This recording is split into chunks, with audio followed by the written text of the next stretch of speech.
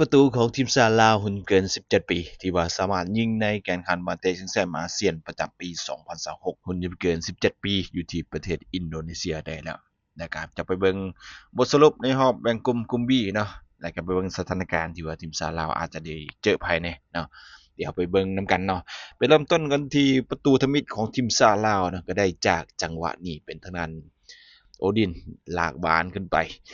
ยิงจังหวะนี้ติดขาของผู้รักษาประตูของ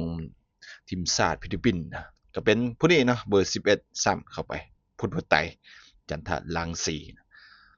เบิ่งกันอีกครั้งหนึ่งยิงติดเข้ามาเข้าทางของพุทธไตซ้ำเข้าไป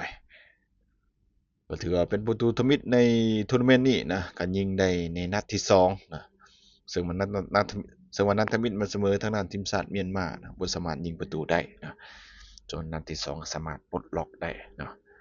ส่วนประตูที่2ก็ได้จากจังหวะนี้เป็นฟรีคิกนะอยู่เบื้องซ้ายเป็นอนุรักษ์สิงห์สว่างบวกขวาเป็นเบอร์9อนุสิทธิ์ประดิษฐ์ปั่นจังหวะนี้เข้าไปเสียบสามเหลี่ยมเข้าไปเลยเป็นประตูที่2ของทีมชาติลาวในทัวร์นาเมนต์นี้สุดยอดก็เลยเนาะอนุสิทธิ์ประดิษฐ์นะปั่นตรงนี้เหลือกินเหลือใส่เข้าประตูไปอย่างสวยงามนะส่วนประตูที่3ของทีมชาติลาวก็ได้จากจังหวะนี้ศรีสมบัติส่งให้กับทางด้านโอดินดึงบานไว้จ่ายเข้าไปทางด้านอนุสิทธิ์ประดิษฐ์ปั่นเข้าไปอย่างสวยงามกันเลยแตะเข้าไปง่ายๆกันเลยนะเป็นประตูที่2ของทางด้านอนุสิทธิ์ประดิษฐ์นะและก็เป็นประตูที่3ของทีมชาติลาวในรายการนี้บอลเตะชิงแชมป์อาเซียน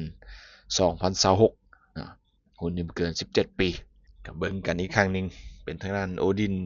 ถือว่าดึงเกมได้ดีจ่ายขึ้นหน้าให้กับทางด้านอนุสิทธิ์ประดิษฐ์แต่หนีทางด้านผู้สาวประตูของทีมชาติฟิลิปปินส์ไป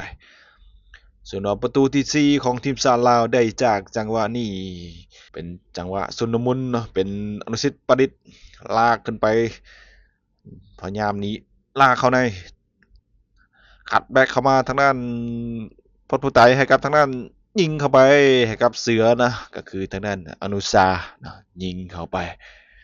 สุดยอดกันเลยประตูที่4ของทีมชาติลาวในรายการนี้ได้จากเบอร์14อนุชาสิริปัญญาเนาะ